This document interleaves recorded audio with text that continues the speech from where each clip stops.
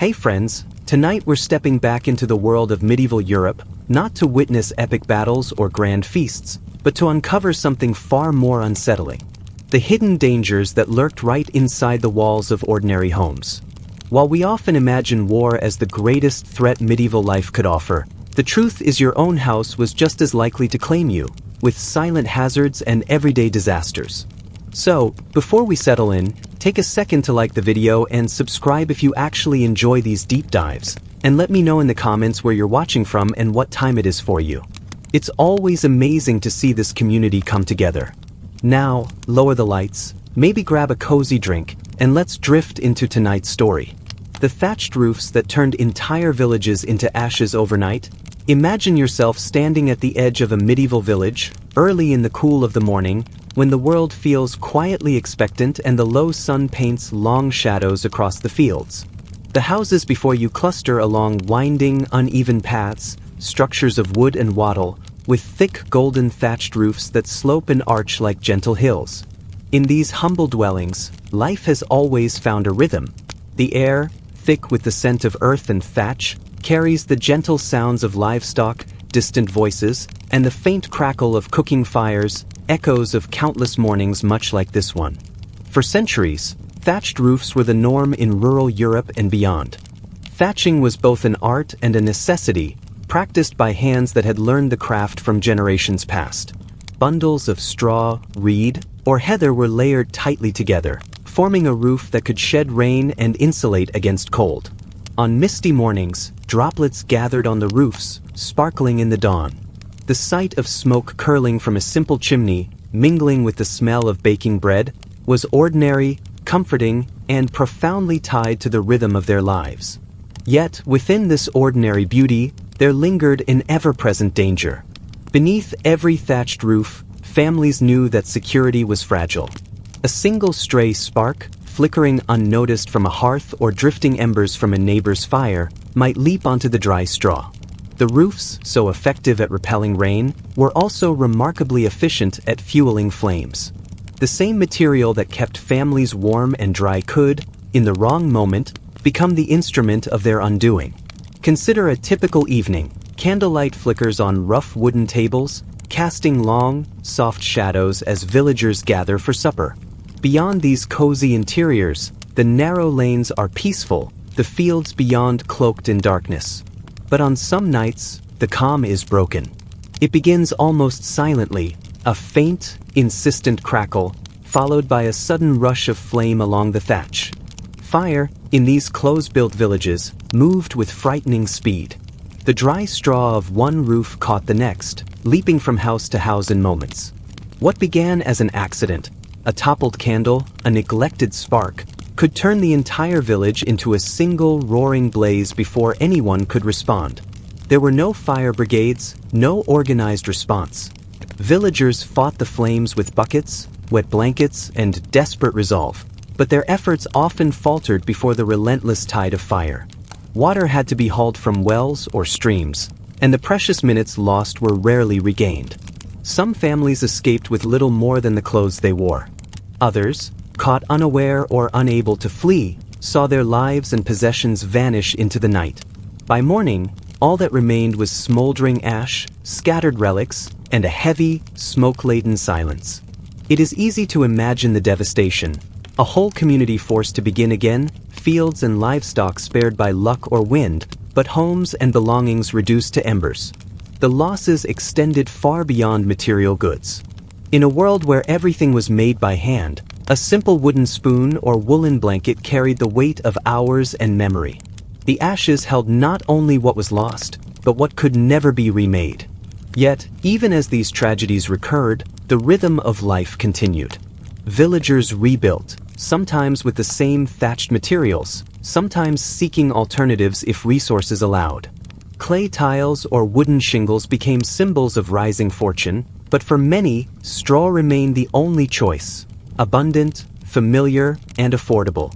The cycle repeated itself: harvest, thatch, shelter, risk, and the quiet hope that the spark would never come. Over time, some communities passed laws about chimney heights or fire breaks, subtle attempts to hold disaster at bay. Others simply learned to live with caution, never forgetting the lessons taught by fire. Even today, remnants of thatched villages endure in the quiet corners of Europe and beyond, their golden roofs an echo of vanished communities and a way of life shaped by both necessity and danger. In the hush of night, as rain falls softly on the old thatch, it is possible to imagine the heartbeat of those lost villages, their routines, their resilience, and their acceptance of risk as a companion to survival. So, as you drift, imagine yourself among these thatched houses, feeling the soft tickle of straw beneath your fingers, smelling the gentle sweetness of dried grass warmed by the sun, and hearing, in the stillness, the faintest memory of fire. In that world, each day was both a gift and a gamble, the rhythm of life shaped by the same hands that built and rebuilt beneath roofs forever at risk of turning to ash overnight. The silent poison of lead-lined water pipes and utensils indoors. Imagine yourself waking in a modest medieval home. Before the city stirs, the world inside your walls is dim, the air thick with the scent of last night's hearthfire and damp stone. The gentle clatter of wooden shoes on uneven floors signals the start of another ordinary day, one that, to the casual observer, looks much like the hundreds that have come before. You rise, perhaps a little slower than you once did. There's a heaviness in your limbs that has grown over the years, difficult to name but impossible to ignore. It's easy to blame this fatigue on the chill that lingers in stone walls or the restless sleep that comes with worry. Outside, the soft chorus of birds filters through a small window. But inside, daily life begins with familiar rituals. A splash of water from a heavy jug, a meal warmed in a pot glazed to a muted shine, and bread torn with the same hands that have worked the earth or spun wool since childhood. The water, drawn from a nearby well or piped from a central source, moves through plumbing as old as the building itself. These pipes, when they exist, are soft and gray, a marvel of engineering, seemingly modern in their purpose. Few give thought to the quiet miracle of water arriving indoors, though they may taste its subtle metallic tang or notice, now and then, a dull, chalky aftertaste clinging to the back of the tongue. This, too, is part of the rhythm. Generations accept these details as the background music of life. Pots simmer on the fire, many made from a pliable, silvery metal, remarkably easy to shape and repair. Plates, cups, and utensils carry the same faint, cold glint. There is comfort in the familiar, in the gentle routine of preparing and sharing meals with family, of watching children play with little carved figures while supper is ladled into bowls. In wealthier homes, Leed's presence is even more pronounced. The grandest kitchens boast elaborate piping and ornate vessels, their pale luster considered a mark of refinement. The elite, eager to display status, commission intricate tableware that shines in the candlelight at feasts, never suspecting that each gleaming cup, each delicate spoon, is slowly reshaping their minds and bodies from within. As days slip into years, changes unfold with such subtlety that they are almost invisible. Memory grows sluggish, as if ideas have become heavy and difficult to lift. A child who once laughed and ran now sits quietly, eyes unfocused, seeming always a step behind in the games of others. An adult who once led a bustling household becomes forgetful, words drifting away mid-sentence, temper flaring or fading unpredictably. Sometimes, an unexplained illness comes, lingering with aches and a vague sense of malaise. And sometimes, life is simply, quietly cut short, with no clear reason at all. Yet in the market square, life goes on. Vendors hawk their wares, children dart between stalls, the blacksmith's hammer rings out with unhurried regularity. No one suspects the silent thread running through so many lives, the slow accumulation of a substance both ordinary and extraordinary, invisible but everywhere. Even physicians, whose books record countless causes of suffering, rarely name the culprit behind these everyday declines. The idea that a metal, so useful, so unremarkable, might be the source of so much loss remains unspoken, a secret woven into the fabric of daily existence. Imagine, now, the contrast between different layers of society. For some, the use of lead is a convenience, a small luxury that brings the outside world closer. For others, it is a necessary solution, the only way to patch leaking pots or bring water into cramped, shared quarters. Yet across the social spectrum, its effects are much the same. A gentle fog settles over the mind, ambitions and clarity quietly dimming like candlelight at dawn. Throughout the centuries, hints emerge. A Roman scholar notes the odd pallor and early deaths among those who drink from certain pipes. A medieval cook wonders why her best stew pot seems to leave a strange aftertaste. These observations, scattered and uncertain, drift across time, rarely coalescing into action. Life continues, shaped by habits inherited and rarely questioned. In the quiet corners of homes, the evidence remains. A faded mug, a cracked pipe beneath the floor, fragments of a spoon dug up from beneath the flagstones. Archaeologists, centuries later, will puzzle over these relics, testing their composition and tracing the patterns of illness and decline written in the bones of those who lived here. Their discoveries will shed light on the invisible dangers that haunted daily life, revealing how the simplest choices, how one drinks, cooks, or repairs, could shape destinies across generations. The rhythm of medieval life endures, marked by the comforts of home and the quiet persistence of routines. Even now, as you drift through the memories of these rooms, it's difficult to imagine the hidden poisons that touched so many lives, the small decisions that carried such heavy consequences. The story of Lead in daily life is not one of dramatic moments, but of silent accumulations, gentle repetitions, and the slow, inevitable reshaping of minds and bodies through time. In this way, history is full of quiet dangers, hazards woven into the fabric of the ordinary, their true effects only glimpsed long after the fact. The silent poison of lead-lined pipes and utensils did not announce itself with a roar, but with a whisper, soft, persistent, and nearly impossible to trace.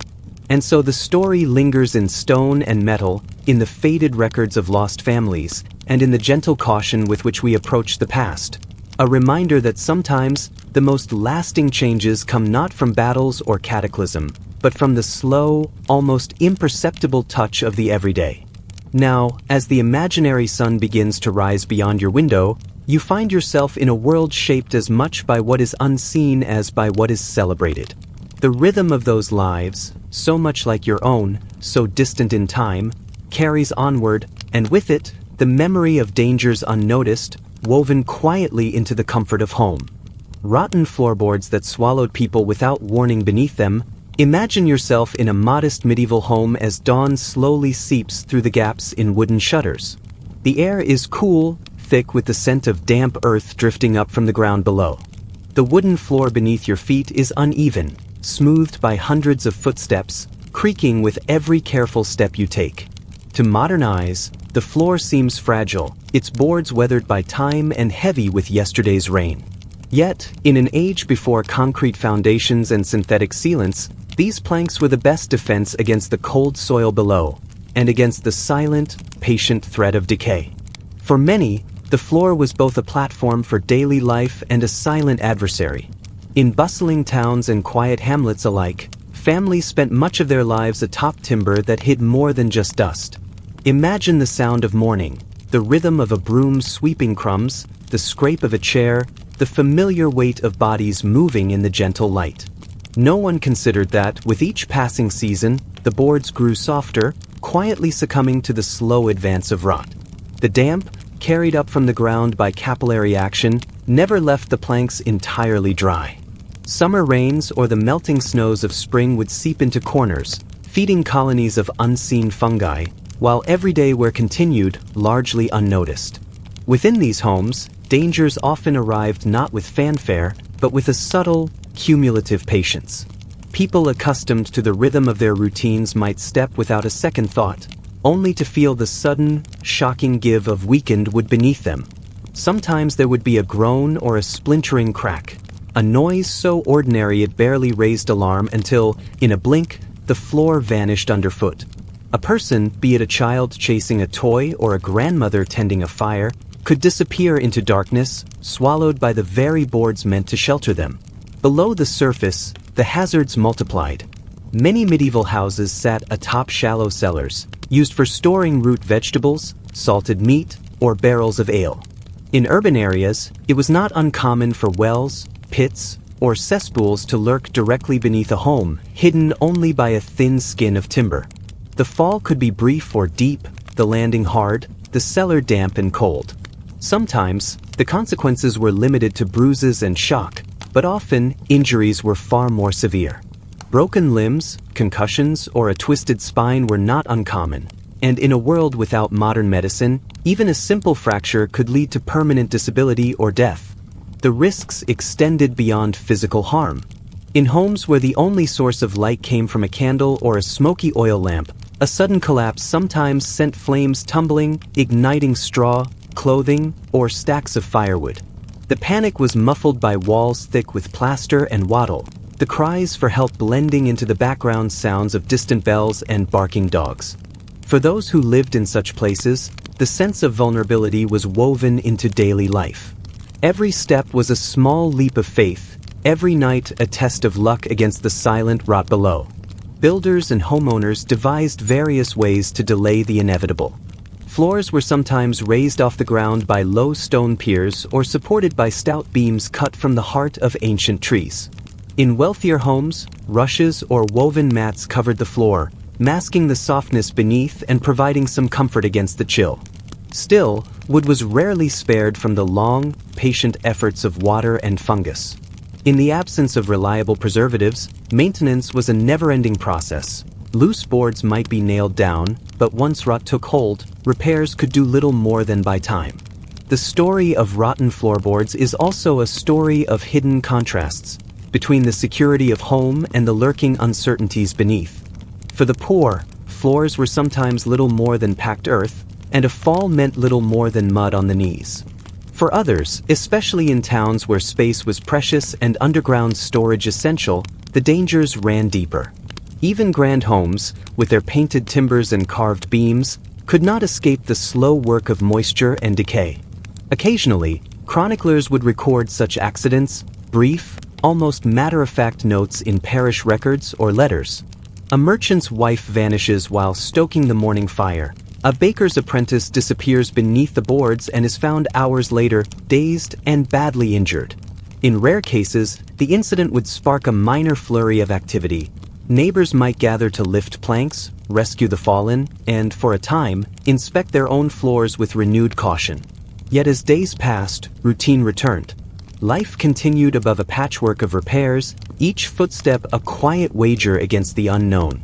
If you listen, you can almost hear it. The gentle, endless chorus of daily living, the scraping of bowls, the hush of straw, the muffled laughter, and the quiet creak of boards beneath careful feet. Beneath it all lies the knowledge that safety in the medieval world was as fragile as the timber it rested on. The slow collapse of floorboards, hidden in shadow, was both an ever-present threat and a reminder of how close comfort and danger could truly be. And so, the rhythm of their lives continued, each day gently balanced above the patient silence below. The smoke-filled rooms that killed more than enemy swords could. Imagine yourself in a small house centuries ago, the sort built low to the ground, with thick walls of wattle and daub or uneven stone. The roof above is a sloping mass of thatch, stitched together from stalks of wheat and barley. Outside, the world is quiet. The village lane is little more than a rut pressed by centuries of careful footsteps. The sun is setting, its light slipping away from the narrow windows, and you find yourself, as most did, returning to the central room, the heart of almost every household, the smoke-blackened hall. You notice the air here, dense and swirling, thick with the ghosts of 1,000 fires past. The hearth, set roughly at the room's center, glows with embers. There is no chimney, only a hole cut in the roof or a gap beneath the eaves. Every meal, every loaf baked, every pot boiled, feeds its smoke into this small, crowded space. The walls, once whitewashed, are stained deep with soot, turning every surface into a mute witness of seasons gone by. This is not the sharp, bright smoke of burning wood outdoors, but something slower, heavier, laden with the tang of damp wood, smoldering peat, and the faint, sweet edge of straw. Families gathered close by these hearths, especially through the long winters, seeking warmth in a world where comfort was a daily struggle.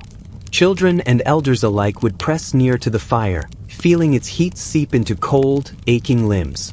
Yet the very flames that promised survival brought a danger no one could see, a silent hazard seeping into the lungs with every slow, unconscious breath. Smoke inhalation was rarely recognized as a threat. There were no carbon monoxide detectors, no scientific understanding of ventilation or air quality, only old wisdom about keeping a window cracked or the door ajar. But to open a door meant letting the warmth out, a luxury most could not afford. Instead, the fire was kept low, and the room would fill slowly, the air gradually thickening as the hours passed. Over time, the effects were cumulative. People coughed more often. Eyes stung and watered in the dim light. Soot gathered under fingernails and coated sleeping faces with a faint, inescapable dust. These conditions, repeated day after day, season after season, did their work quietly. Entire households would succumb to the invisible hand of smoke. In the worst cases, especially in colder regions where the fire was never allowed to die, families would go to sleep with the hearth still burning, only to be overtaken by the poisonous air as they rested. There are records from villages across Europe and beyond. Families found motionless in the morning, as if sleep had simply deepened too far to return from, with no violence, no wounds, just a gradual, peaceful vanishing. The rhythm of their lives ended not with a cry, but with a breath. You can almost feel the texture of the air, slightly gritty, always tinged with the memory of yesterday's meal and last week's storm. It is a smell both comforting and vaguely oppressive, the constant companion of daily life. There is a certain rhythm to it, the stirring of the coals, the careful banking of the fire at night, the scraping of soot from the pot hooks overhead. Every surface in the house bears the same shadowy mark, a reminder that fire was both friend and foe. Archaeologists, when excavating ancient houses, sometimes find layers of soot so thick they become a kind of historical record.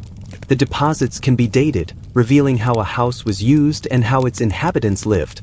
In some cases, they find soot clinging to roof beams, interlaced with the fibers of the thatch, preserved through centuries of rain and rot. The very structure of the house becomes a silent archive, storing generations of smoky nights and slow, inevitable decline. This silent hazard did not discriminate between rich and poor, though wealthier households sometimes built chimneys or placed their kitchens in separate outbuildings. For most, though, especially in rural villages, the design remained unchanged for centuries. The central hearth was indispensable, and the cost was quietly, inexorably paid. Even among the elite, smoke found its way into draperies, tapestries, and lungs, its effects muted by larger rooms and higher ceilings, but never fully banished. Over time, soot-blackened walls became a universal feature.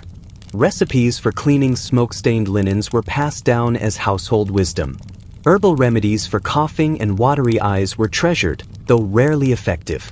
The cycle continued, generation after generation, as the slow accumulation of soot mapped the rhythms of human survival. In these rooms, every day was shaped by the presence of smoke. The fires provided more than warmth. They were used to dry herbs, smoke fish and meat, and ward off insects. At times, the hearth was the only place to sterilize water or nurse a sick child through a fevered night. For all its dangers, smoke was woven into the fabric of daily existence, an inescapable thread in the tapestry of life. Today, we might walk into a replica of such a house, perhaps at a living history museum, and find the smell striking, the air oddly dense, and the walls impossibly dark. For those who lived it, this was simply the world as it was, a place where survival meant constant negotiation with the elements, where warmth and risk mingled in the same handful of glowing coals. As you settle deeper into this vision of the past, you might imagine the countless silent nights shaped by this presence. The household winding down, the youngest curling close to their parents, the last embers carefully banked. In the quiet, you can almost hear the soft, persistent sigh of smoke curling upward out into the cold night, or, as often, lingering just above the sleeping heads, a constant companion until morning. And so, the smoke-filled rooms of history claimed more lives than many of the dangers more commonly remembered. No enemy sword, no wandering bandit, no great fire sweeping through a city claimed as many as the invisible, patient hazard curling through rafters and resting, night after night, in the rhythm of ordinary life. It was not an enemy you could see, nor one you could fight, only endure as so many did, quietly, breath by shallow breath. As you drift through these memories of a world just beyond living memory, you begin to see how history is written not just in grand events or famous names, but in the ordinary air itself, the silent stories breathed in and out, unremarked, until their work was done. The lethal collapse of heavy timber ceilings in the dead of night. Imagine yourself in a medieval home just as dusk settles. The wooden beams above you, worn smooth by generations of touch, seem steadfast and ancient.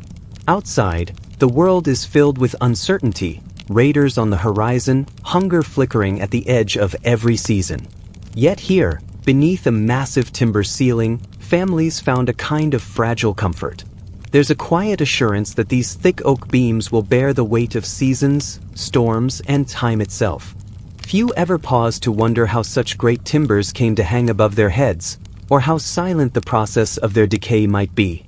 In many medieval and early modern homes, especially those of modest prosperity, ceilings were not made of slender rafters or delicate thatch, but of enormous, rough-hewn beams, sometimes whole trunks of oak, elm, or chestnut, chosen for their density and strength.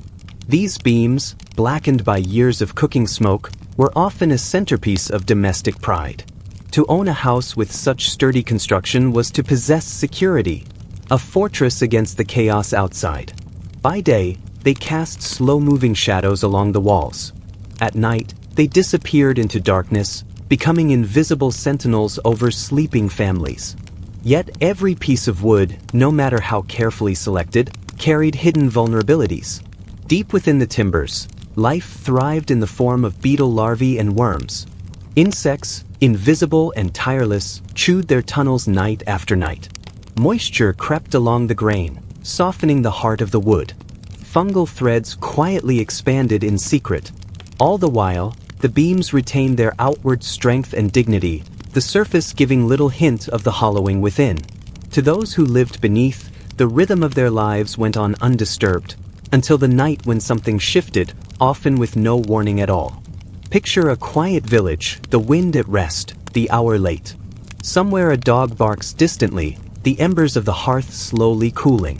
Families lie in heavy sleep beneath thick quilts, certain that whatever happened outside, they are safe here. Suddenly, a sound, a long, low groan, almost a sigh. It might be mistaken for the house settling or the night breeze. Then, in the darkness, centuries of silent strain reach their end. The beam gives way. The ceiling, so long a symbol of protection, now turns lethal in an instant. It happened quietly, more often than stories would suggest. Medieval records, sparse and matter-of-fact, occasionally mention such tragedies.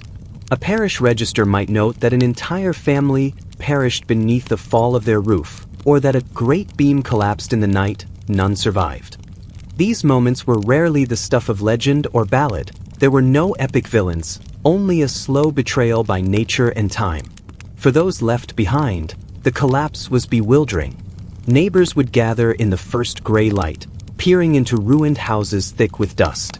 The beam itself, once a mark of prosperity, lay splintered on the floor. In some cases, a heavy timber might have come to rest upon beds or benches, pinning whole families where they slept. The church bells tolled in the usual fashion for the dead, and life, as always, moved on. Yet such events were not reserved only for the poor or unskilled. Even noble houses, constructed with the finest resources available, could fall victim to the same quiet rot. Grand banqueting halls with ceilings raised high above polished floors occasionally succumbed as well. Architects of the period were well aware of the dangers. They devised clever joinery, crossbeams, and supports, yet all were ultimately at the mercy of the material itself. Timber was unpredictable, and the methods to test its integrity were limited to what one could see, tap, or smell. A hollow sound beneath a craftsman's knuckles might mean trouble, but often, the danger went unnoticed. There are records from monastic chroniclers and town magistrates describing the aftermath of such collapses. The language is careful, almost poetic, the silence of the house broken by ruin, or the Lord's hall brought low by the secret hunger of beetles. The story became one of warning, sometimes even of superstition. Some believed a collapse foretold misfortune for the village, or that certain families were cursed. Others learned to trust in luck, faith, or the relentless work of repairs. As the centuries moved on and timber buildings aged, the threat became more widely acknowledged. The rise of masonry and stone construction in many towns was not simply a matter of fashion or prestige, but a response to the hidden peril of wood. Still, for rural families, timber remained the only affordable option. Children grew up learning to spot the signs of trouble: sagging beams, flakes of frass at the edges, a softness under the thumb. Yet, even the most vigilant could only do so much.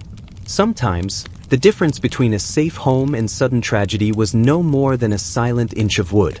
Now, as you drift through these stories, imagine again the houses of the past. Their air is thick with the scent of old wood and hearth smoke, the darkness above you sheltering and slightly mysterious. There is comfort here, but also humility, a reminder that, beneath the security of even the sturdiest ceiling, life was always a delicate negotiation with forces unseen. In this quiet, you understand how even a home could hold within it both safety and the silent possibility of sudden change. And as the night wears on, the rhythm of their lives, like the ticking of beams cooling overhead, continues, steady, watchful, and always, in some small way, uncertain. The mold and damp that slowly ate through human lungs and minds. Imagine yourself waking before sunrise in a stone-walled room. The air is heavy, cool, and tinged with the scent of wet stone and old rushes. A faint draft stirs the tapestry above your bed, and your breath rises in little clouds. This is home, a refuge from storms, wind, and the wild world outside. But comfort is always measured in degrees, and true warmth is a luxury for the few. All around you, the stone walls glisten faintly, slick where the morning dew seeps through tiny cracks. Each day, these same stones cradle the life inside while slowly collecting moisture from every rain, every breath, every boiling pot. Centuries ago, the architecture of stone was both a triumph and a silent hazard. Thick walls insulated against the world, but they trapped as much as they kept out. The rhythm of daily life, cooking over open flames, washing garments by hand, and drying herbs for winter, filled the air with invisible clouds of steam. All of it settled into the walls, under the floors, and in the thatched or tiled roofs above. Day after day, moisture gathered in unseen spaces, feeding a secret world behind the surfaces people trusted. It is easy to imagine the invisible work of mold blooming quietly in damp corners and shadowy alcoves. At first, its presence is only suggested. A musty odor, a slight discoloration behind a wooden chest, a dark patch where the wall meets the floor.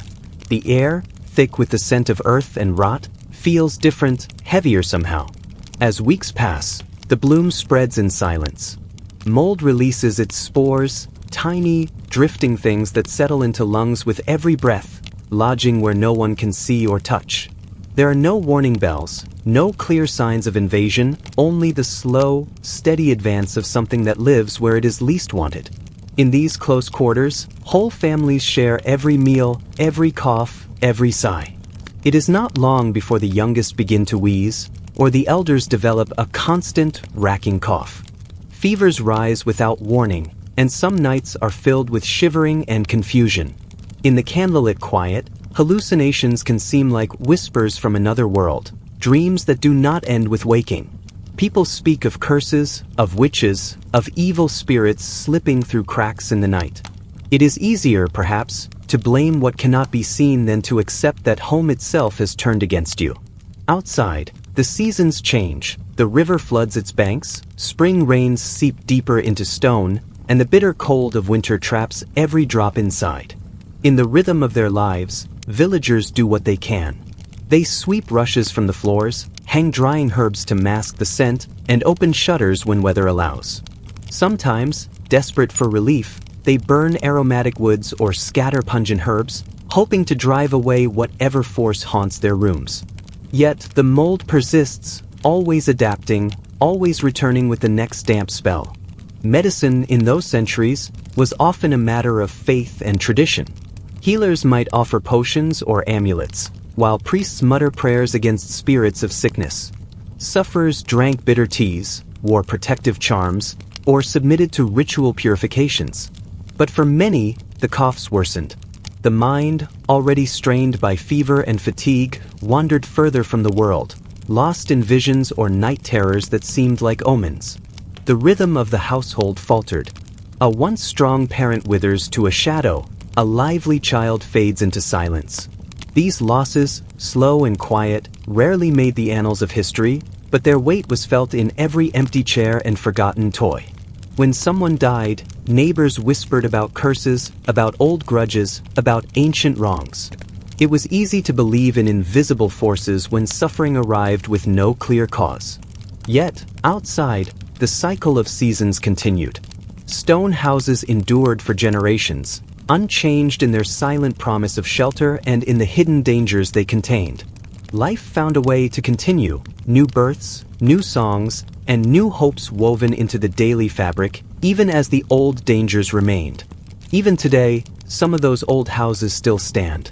Their stones, touched by centuries of rain, hold secrets in every pitted surface and shadowed corner. If you find yourself wandering through such a village, pause for a moment. Breathe in the cool air, touch the ancient wall, and remember the rhythm of lives shaped by mold, damp, and mystery. In these silent spaces, history lingers, not in the grand events or famous names, but in the slow, invisible trials that shaped entire generations. So, as you drift towards sleep, imagine yourself sheltered by thick stone walls, hearing the quiet drip of water somewhere just out of sight, breathing air heavy with the past. The dangers may be hidden, the rhythm of life steady, and the struggle against what cannot be seen, a constant companion through the ages. The plague trapped indoors by boarded windows and bolted doors, imagine yourself in a quiet, lamplit room at dusk. Beyond the thick stone walls, the city is silent in a way that feels unnatural, the usual chorus of voices and market sounds replaced by the low whistle of wind moving down empty lanes. The shutters are drawn and the doors are bolted. This is not the calm of a restful night, but the hush that settles over a town beset by fear, when the shadow of plague has slipped into the streets, and every family is left to decide whether the greatest safety lies in flight or in sealing themselves away from the world. In times of plague, the simple rituals of daily life are transformed. Bread is rationed more carefully, water fetched only when absolutely necessary, and each small cough or feverish glance takes on new meaning. The home, once a haven from cold or rain, now becomes a fortress, a boundary meant to keep danger out, though sometimes it becomes a prison that holds it in. Doors are locked and braced with heavy beams. Windows, once open to breezes and the sounds of life, are shuttered and sometimes nailed shut, their cracks stuffed with rags or wax to hold back the invisible threat. Within these walls, the rhythm of the family tightens. Meals are simpler and quieter, often eaten in the same room, with every sound amplified by the hush outside. The scent of bread or stew lingers longer in the thick, unmoving air. Light seems softer, and time passes in a slow procession of days marked by the chime of church bells in the distance or the scratch of a quill on parchment as someone records the dwindling supplies. Imagine, for a moment, the subtle changes in those sealed rooms. At first, there is a sense of uneasy security, a belief that, with enough care, the illness can be kept at bay. Children are told not to touch the door, to keep away from the window's edges. Adults whisper about news from neighbors, a family across the lane who hasn't been seen in days, a friend whose lantern no longer burns at night. Even the air feels heavy, as if the house itself is holding its breath.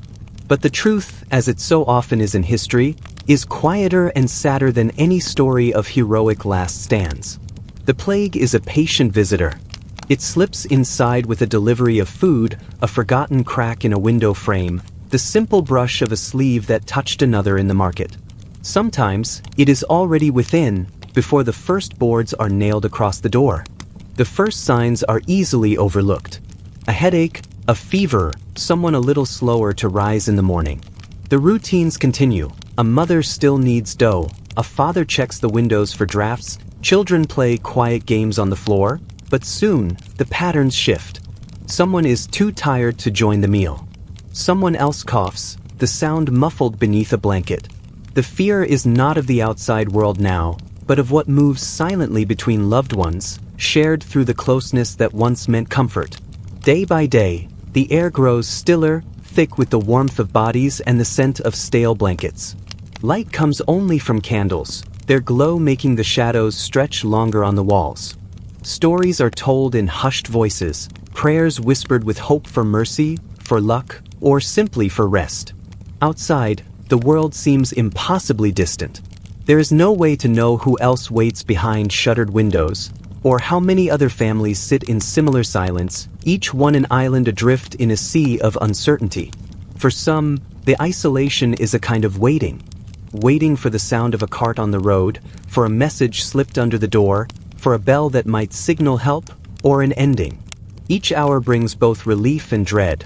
Relief that nothing has changed, dread that it still might.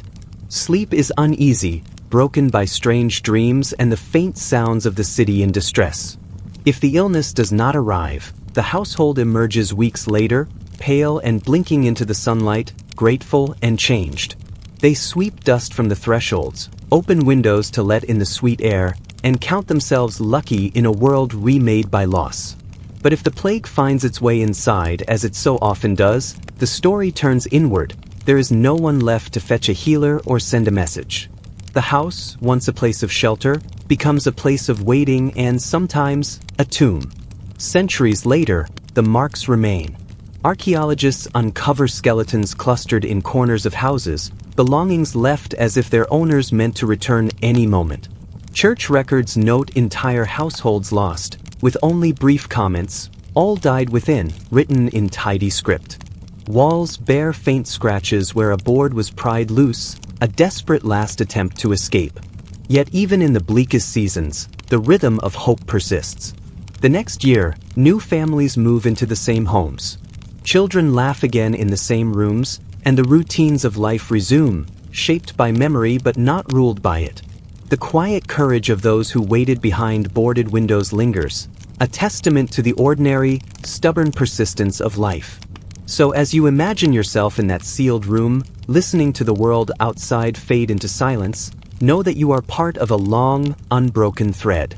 The rhythm of daily life, even in crisis, continues, measured in the small kindnesses, the whispered stories, the gentle repetition of tasks that bring comfort when certainty is scarce.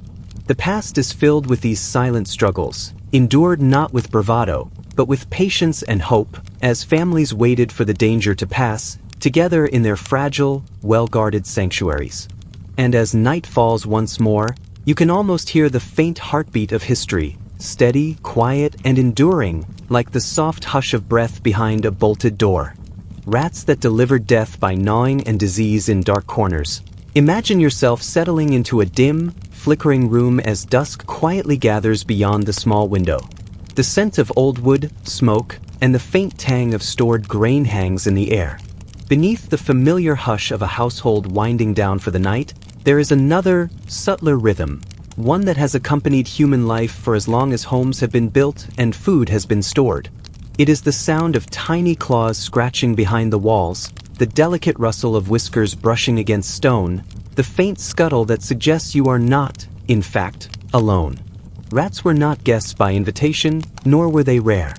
In the medieval world, their presence was as constant as the ticking of time, as inevitable as the coming of nightfall. Imagine yourself listening closely, aware that somewhere beneath the cupboards or in the shadows under the floorboards, entire generations of rats lived out their lives in parallel with the families above. Their world was one of dark corners and hidden passageways, attics, pantries, cellars, where warmth and crumbs, spilled grain and scraps of meat, provided all the sustenance a rat colony could need. Rats were astonishing survivors, thriving on the excess and neglect of human activity. In homes and taverns, granaries and storehouses, their sharp teeth and ceaseless hunger gnawed through wood, leather, and even softer stone. The evidence of their passing could be found in chewed bread loaves, scattered grain, or mysterious holes behind chests and benches. For many families, this damage was an accepted background to daily life. Yet, what lingered beyond the noise and nuisance was a much quieter danger. one that crept in with the rats, invisible at first, but devastating when it finally took hold. The threat was not simply that rats consumed food or spoiled supplies. It was that they were vessels for other, even smaller harbingers of sickness and death. The fleas that clung to their fur carried bacteria that would spark the spread of plague, waves of fever that swept through cities and villages, leaving silence in their wake.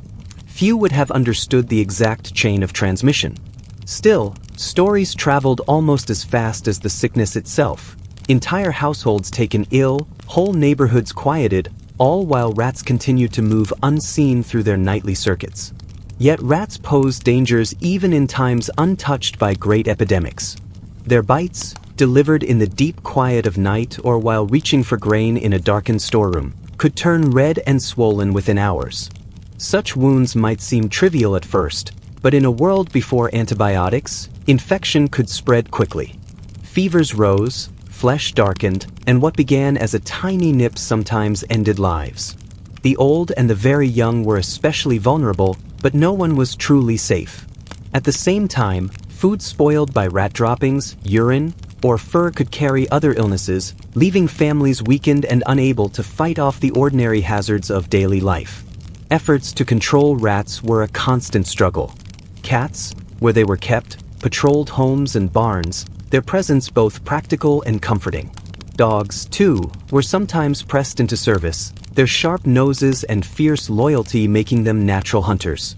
Traps, poison, and vigilant cleanliness offered only partial solutions. For every rat caught, more seemed to take their place. The rhythm of infestation and defense became a quiet contest of patience, played out in kitchens and larders, storerooms and cellars. On occasion, rats found their way into public spaces, churches, and even the halls of the elite.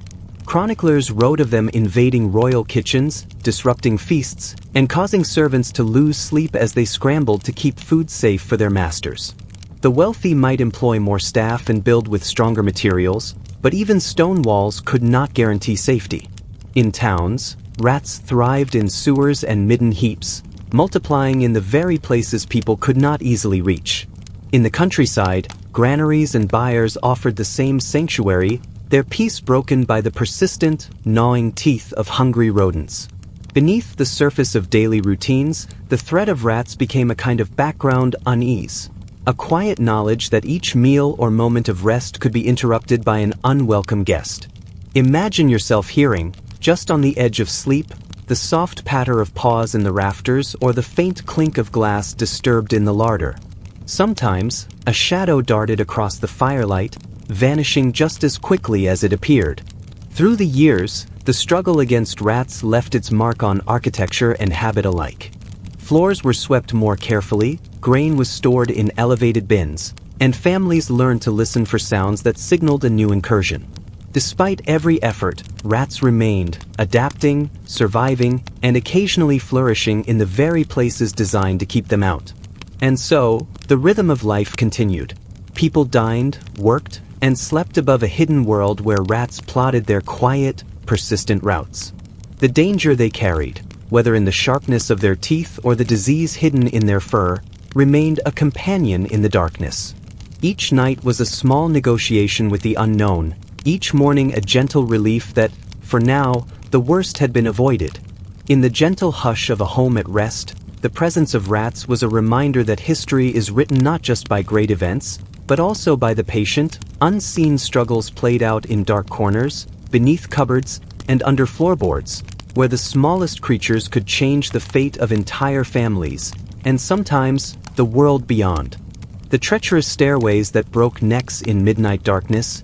Imagine yourself, sometime after midnight, in a house long vanished from the maps, timbers creaking softly as the night wind finds its way beneath the eaves. The only light is a faint, uncertain glow from embers in the hearth below, leaving every shadow longer, every corner more mysterious. You rise from your bed, perhaps to check on a restless child, or to tend to some chore best done when the household sleeps.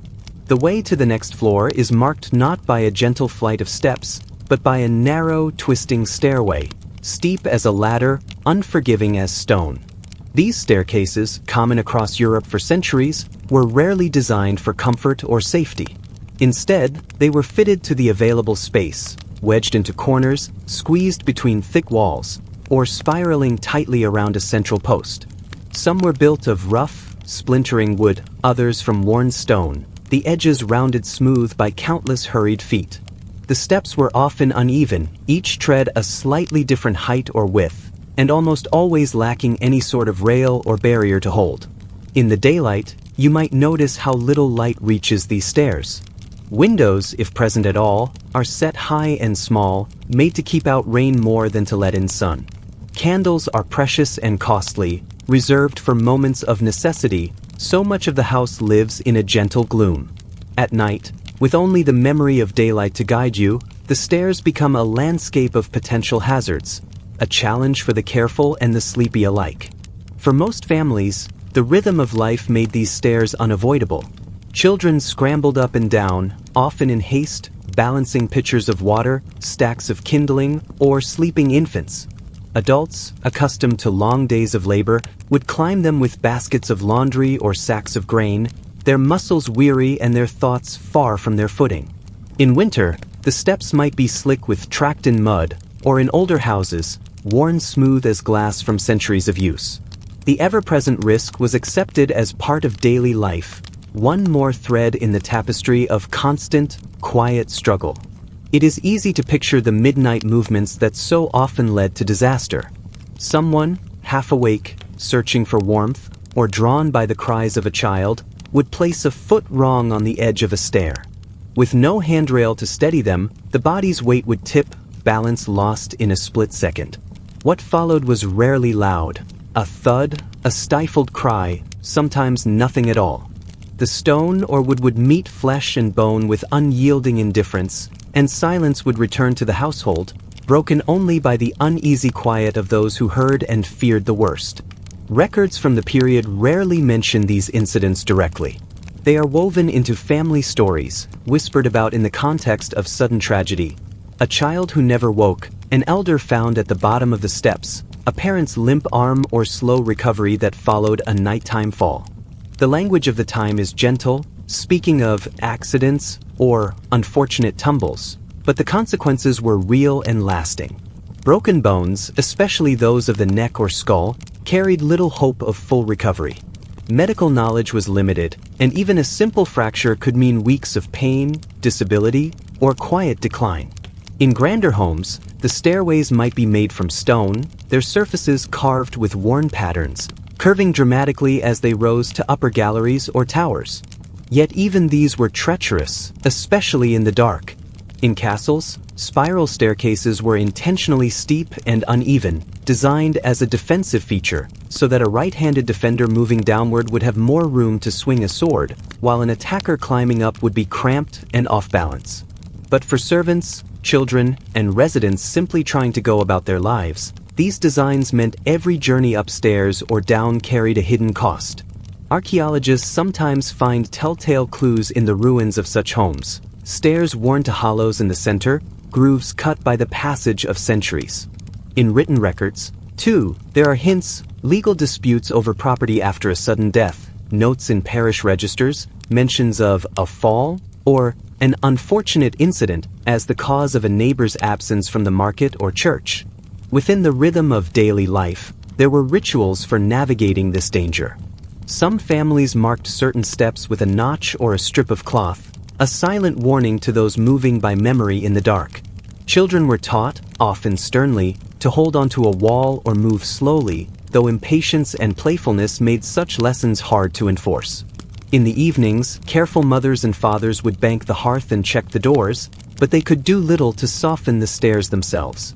Over generations, the stairways of these houses gathered stories as surely as they gathered dust. They were witness to both the routine and the remarkable, the hurried footsteps of a mother carrying a feverish child, the cautious descent of an elder with aching joints, the laughter of children playing games that spiraled from floor to floor. And always, quietly, the risk remained, a single misstep away from sorrow. Even today, if you visit a preserved medieval house, you may find your own heart beating a little faster as you climb its narrow stairs, hands reaching for a railing that never comes.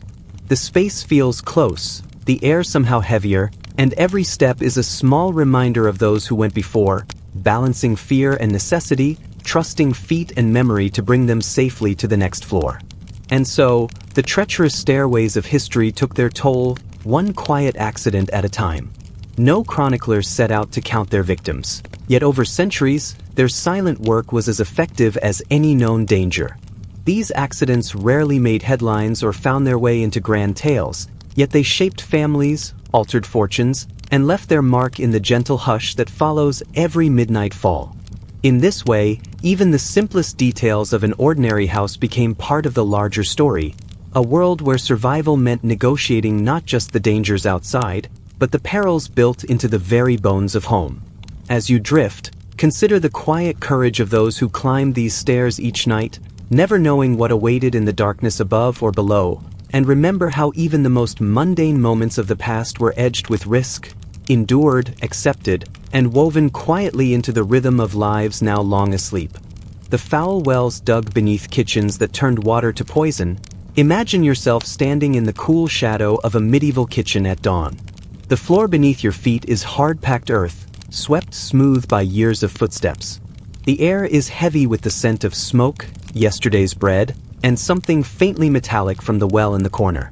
In this small, vital space, food is prepared, stories are exchanged, and, unseen and unremarked, the water for the household is drawn from a dark, narrow shaft just steps from the hearth. For most families, the well beneath or beside their kitchen is a source of pride, a mark of self-sufficiency and, they believe, safety. In centuries past, the construction of a well was no simple matter. It took planning, strength, and days of patient labor. Villagers would dig by hand, layer after layer, soil, stone, and clay, stopping only when they reached a place where water gathered reliably. The best wells brought up water that tasted cold and clean, filtered by the earth.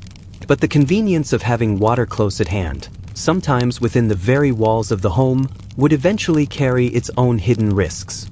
Often, the well was positioned with little thought for the patterns of waste and runoff above ground.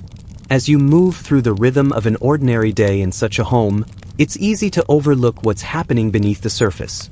Life revolves around drawing water from the well, fetching buckets at sunrise, boiling it for soup, washing children's faces in its chill. The sound of the rope creaking, the bucket splashing, is as familiar as the sound of voices at the table. Water is life, and few pause to wonder if it could also become a source of harm. Out back, behind the house, or sometimes only a few yards away, the household's waste is quietly buried. Pit latrines, refuse heaps, animal pens.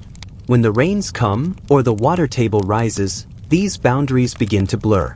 For centuries, the knowledge of groundwater and contamination was limited. Even skilled builders often misjudged the relationship between wells and waste. The earth was believed to purify, to draw out all impurities before water emerged again. But beneath kitchens, especially in the crowded homes of growing villages and towns, this was not always the case. Slowly, unseen, water could become a conduit for sickness. Waste, rich with the detritus of daily life, would seep through the soil, carried by gravity and the gentle movement of groundwater. There were no warning signs at first, no change in taste, no foul smell strong enough to alarm. Then, in the midst of an ordinary week, a pattern would emerge. Someone would fall ill, stomach cramps, a burning thirst, a fever that would not break. Soon, a neighbor, a child, the elderly would succumb as well. In some houses, illness spread quietly from one to another, the rhythm of daily life gradually slowing. Parish records from the period are spare in their details, but the effect is unmistakable: an entire household lost within days, or many taken by the summer fever. The true cause, lying beneath their very feet, remained invisible. Imagine the confusion and worry of families as loved ones weakened with no clear explanation. Remedies were tried, herbs steeped in boiled water, prayers whispered over the beds, every possible evil blamed except the well itself. Only rarely did suspicion fall on the water. After all, it had always been there, and water was sacred and unquestioned good. In towns, outbreaks might be blamed on the air or the curse of a passing stranger, but seldom on the proximity of waste to the well.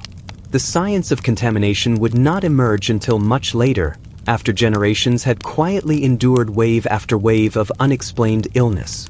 Occasionally, a curious mind, a parish priest, a town doctor, an observant matron, might connect the timing of sickness with heavy rains or with the digging of a new waste pit nearby. Over time, patterns emerged. Wells near latrines brought more illness. Wells dug deeper or further from the house seemed safer. Slowly, customs changed. Towns and cities began to pass ordinances. No well shall be dug within so many feet of a midden, a stable, or a privy. But in the countryside, habits shifted more slowly, held by the inertia of tradition and the cost of change.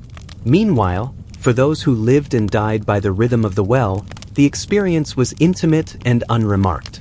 Water was drawn every day, tasted and used, without suspicion. Only in retrospect, as stories were told of bad water, or the sickness that comes with the spring floods, did communities learn to listen to the silent warnings of their environment. Even now, archaeologists uncover old wells beneath ruined kitchens and analyze the sediments, piecing together stories of lives quietly shaped by the slow, invisible seep of poison through the earth.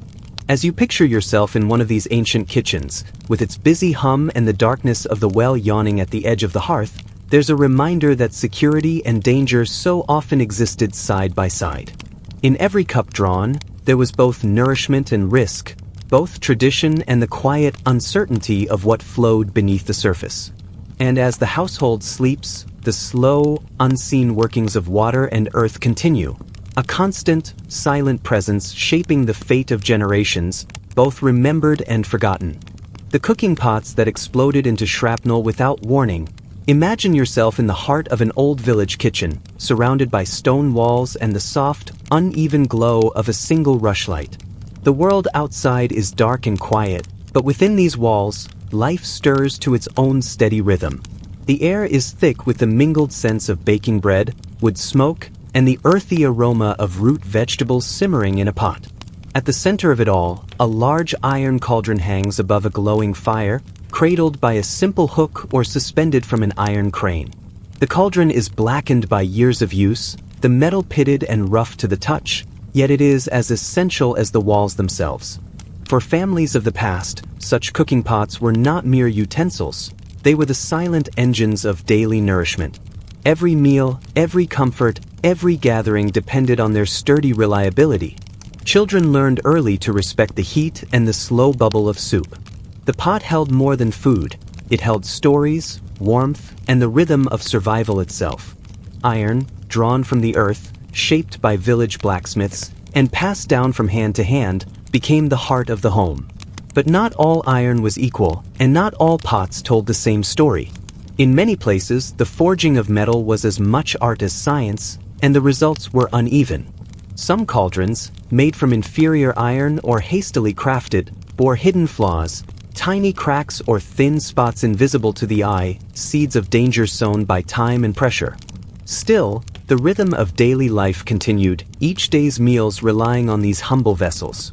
The morning began with a gentle simmer. The day closed with the steady, reassuring clatter of ladle against iron. It is easy to imagine the scene. The kitchen bustling, voices low and companionable, hands moving with practiced ease. A mother stirs porridge, a child tosses scraps to a hopeful dog, an elder tends the fire with slow, deliberate motions. Steam rises from the cauldron, twisting into the beams above. In this quiet world, trust in ordinary things runs deep. Yet, beneath the surface, heat seeps into iron, testing every seam and flaw. Without warning, a single crack can give way. The sound, a sharp, metallic snap, shatters the calm. The pot bursts apart, sending boiling water and jagged pieces of iron into the small, crowded room. For a moment, time seems to freeze. The rhythm of life is broken, replaced by confusion, pain, and fear. Where there had been comfort, there is now danger, a reminder that even the most trusted tools can betray. In these kitchens, the consequences were real and lasting. A scald from boiling soup, a wound from flying metal, these were not just moments of pain, but events that reshaped families. The scars lingered, sometimes for a lifetime. Yet, the stories rarely found their way into written histories, lost among the larger events of war, plague, and famine. Instead, they lived on in cautionary tales, in whispered advice passed from mother to daughter. Never leave a pot unattended. Listen for the sound of cracking. Keep a careful eye on the fire. The lessons repeated, becoming part of the rhythm of the household, gentle reminders of risk woven into daily routine. In the aftermath, neighbors gathered to help, offering herbs, bandages, and comfort. Pots were examined, cracks marked and remembered. Some families saved for years to replace a lost cauldron, while others patched what they had, accepting the risks and carrying on. The kitchen, once a place of security, was never again quite the same. Caution lingered, like a shadow, in the warmth of the hearth. The village blacksmith, too, played a role in this cycle. Some days, the clang of hammer on iron would echo through the lanes as new pots were made or old ones repaired.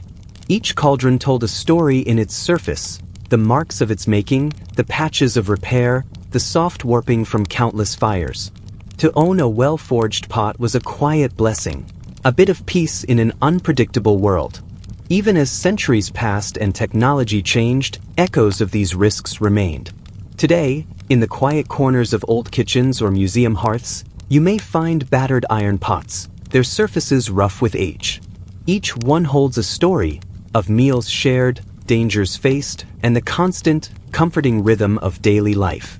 The memory of what could happen, what did happen, lingers in the quiet spaces between. So, as you drift, imagine the gentle sounds of a kitchen at work, the bubbling of water, the soft scrape of spoon against iron, the distant crackle of fire. In those sounds lies both comfort and caution, a reminder that even the ordinary can be extraordinary, that the rhythm of history is shaped as much by the quiet risks of daily living as by the great events of the world. In the heart of every old kitchen, under the watchful eye of the hearth, the story of the exploding pot endures, a whisper of danger beneath the gentle comfort of routine. The heavy doors that crushed children beneath their weight. Imagine yourself in the dim, echoing corridors of a medieval home or manor. The air is thick with the scent of old wood and stone, cool even on summer mornings. Sunlight slips through narrow windows, painting shifting patterns on uneven floors. Throughout the day, the rhythm of life flows between the rooms. Children's quiet laughter mingles with the low voices of adults, the scrape of boots, the distant clatter of cooking from the hearth. Across these rooms, the doors loom large, not the light, hollow panels familiar to you now, but vast, heavy slabs of timber. Each one is reinforced with iron, its hinges set deep into stone, its surface carved with years of touch and weather. For the people who live here, opening and closing these doors is an ordinary part of the day, a sign of security, of privacy, and sometimes of status. Their sheer mass offers a sense of protection from the unpredictable world outside. The ritual is familiar. A parent or servant pushes open the door with both hands, shoulders braced, the slow groan of the hinges a background note in daily life. When it is time to close, the door swings back with a ponderous inevitability, settling against the frame with a quiet, final thud. Sometimes the wind catches it, sometimes a careless nudge gives it extra momentum, but always, there is a moment when the world on one side is shut away from the other. For young children, the doors are both barrier and wonder. They press their faces to the grain, trace patterns in the wood, peek through narrow gaps into forbidden rooms. In a world where every corner is new, curiosity is a constant companion. The grown-ups, busy with their own tasks, are accustomed to the door's slow movements, their warnings and cautions repeated daily. Stay clear when the door swings. Mind your fingers. The words become part of the rhythm of life, a gentle chorus meant to protect. But life in these crowded, bustling spaces rarely pauses for long. Meals must be prepared, laundry carried, wood fetched, visitors greeted. The demands on every adult's attention are many and the distractions endless. A child, trailing behind, easily goes unnoticed for a moment, just long enough for danger to slip quietly into the routine. There are stories, rarely told but often remembered, of moments when a heavy door, left to gravity and time, swings closed with a force impossible to halt. The sound, a dull, sudden stop, signals trouble, but by the time the adults reach the threshold, the harm has been done. Sometimes, a little one is found, pinned silently between door and frame, breathless and still, as if sleep had claimed them in an instant. Other times, a frightened child is rescued just in time, a bruise or scrape the only evidence left behind. These incidents, though quietly mourned, are woven into the larger tapestry of daily hazards. In a world without modern safety, every household balances small risks against routine. Heavy doors are necessary for warmth, for security, for order in a crowded world. The threat they pose is real, but so are the comforts they provide. The sense of enclosure at night, the certainty that the outside is held at bay. Over time, people adapt in gentle ways. Parents grow watchful at the thresholds, children are given small tasks to keep them close, and siblings learn to warn one another. Some doors are fitted with wedges or bars to slow their movement. In wealthier homes, a servant may be tasked to watch the younger children as the doors open and close throughout the day. But these changes come slowly, shaped by experience, caution, and the steady rhythm of ordinary life. For many families, the memory of a lost child lingers quietly, softened by time. It is found in a careful glance as a door is swung shut, in the pause before crossing a threshold, in the quiet reminders spoken to each new generation. These are not stories of carelessness, but of the constant tension between safety and necessity, a gentle reminder that even the simplest features of daily life can shape destinies in ways never fully foreseen. Archaeologists, centuries later, might find the marks of these doors, grooves worn deep into stone, hinges rusted to silence, thresholds smoothed by generations of passing feet. Sometimes, family records mention a child lost at the door, the words brief and without detail, the emotion folded quietly into the fabric of the past. Yet the houses endure, their doors still standing, bearing silent witness to all they have guarded and all they have withheld.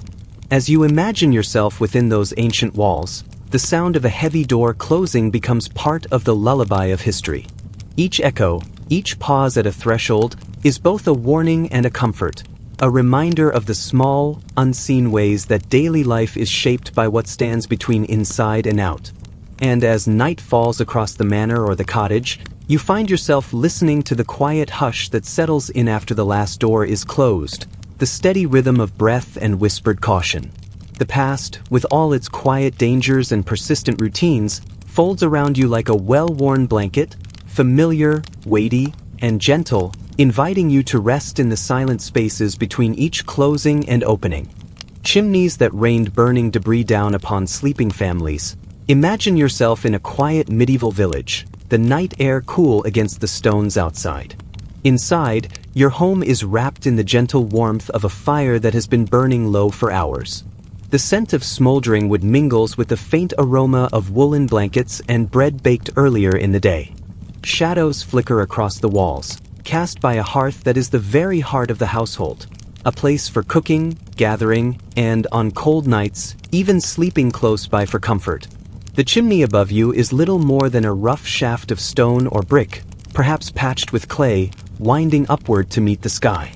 Its purpose is simple but essential, to carry smoke away, to draw warmth through the room, to guard the inhabitants from the worst of winter's bite.